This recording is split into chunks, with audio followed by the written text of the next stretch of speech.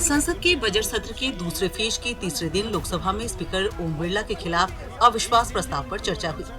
केंद्रीय गृह मंत्री अमित शाह ने कहा कि स्पीकर सभी के होते हैं, अविश्वास प्रस्ताव अफसोसजनक है।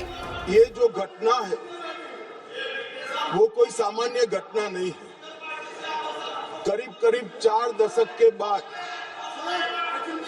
एक बार फिर से लोकसभा अध्यक्ष के सामने अविश्वास प्रस्ताव आया है और एक प्रकार से मैं ये भी कहना चाहता हूं कि संसदीय राजनीति और ये सदन दोनों के लिए ये अफसोसजनक घटना है।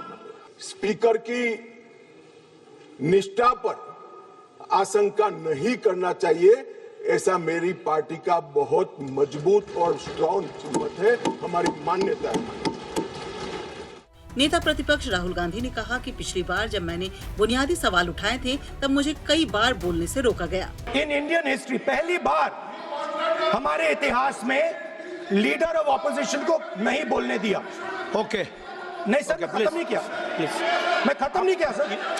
We'll speak after the debate. आप रोक रहे हैं, मैंने खत्म नहीं किया।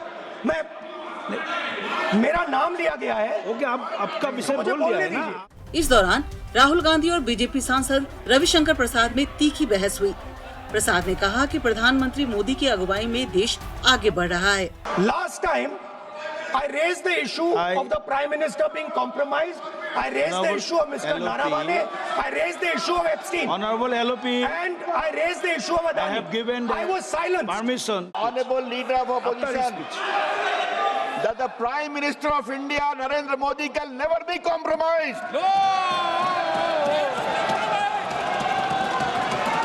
आज नरेंद्र मोदी की अगुवाई में बीजेपी सांसद अनुराग ठाकुर ने राहुल गांधी पर सदन के कई नियमों के उल्लंघन का आरोप लगाया।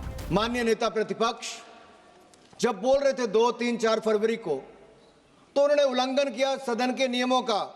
नियम 349, 352 और निर्देश 115 के तहत अगर स्पीकर महोदय ने उनको रोकने का प्रयास किया, सुधारने का प्रयास किया, तो अपनी जिद पर अड़े रहे। कांग्रेस सांसद केसी वेणुगोपाल ने कहा कि विपक्ष के खिलाफ गंदी बातें कही गई, लेकिन स्पीकर ने नहीं रोका।